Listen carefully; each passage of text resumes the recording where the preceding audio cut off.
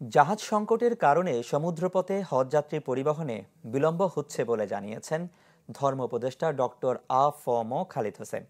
জানান, এটি বাস্তবায়ন হলে বিমানের চেয়ে 40% কম খরচে হজ করা যাবে। দুপুরে চট্টগ্রাম সার্কিট হাউসে ওয়াকফ প্রশাসক কার্যালয়ের কর্মকর্তাদের সাথে আয়োজিত আলোচনা অনুষ্ঠানে এমন কথা জানান তিনি। মহাসাগর পাড়ি দেওয়ার মতো জাহাজ না থাকায় এবার সম্ভব না হলেও আগামীবার যেন সম্ভব হয় সে লক্ষ্যে একটি বেসরকারি প্রতিষ্ঠানের সাথে আলোচনা চলছে বলেও জানান উপদেষ্টা। পাশাপাশি চট্টগ্রামে হজ ক্যাম্প যেহেতু কাজে লাগছে না, তাই সেখানে বহুতল ভবন নির্মাণের পরিকল্পনার কথাও জানান খালিদ হোসেন। এছাড়া সামাজিক যোগাযোগ মাধ্যমে ছড়িয়ে পড়া চন্দ্রনাথ পাহাড়ে মসজিদ নির্মাণের বিষয়টি সম্পূর্ণ গুজব বলে উড়িয়ে দেন তিনি।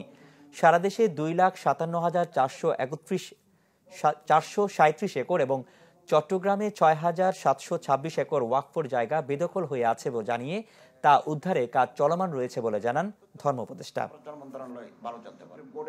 মাননীয় প্রধান, বিমান ভাড়ার ক্ষেত্রে 40% কমে আমরা নিতে পারতাম।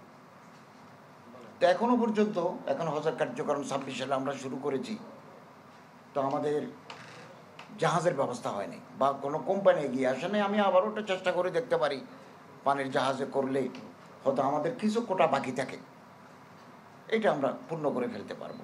সাম্প্রদায়িক সম্প্রীতি বিনষ্ট হয় এরকম কোনো বিতর্কিত পদক্ষেপ আমরা নিতে দেব না। মসজিদ যদি কারো তৈরি করতে হয় তাহলে তো মুসলিম পপুলেটেড এরিয়া আছে, চন্দ্রনাথের পাহাড়ের উপরে মসজিদ বানাতে যাবে, ওখানে নামাজ পড়তে যাবে কে? এটা আসলে গুজব, এটার কোনো ভিত্তি নাই।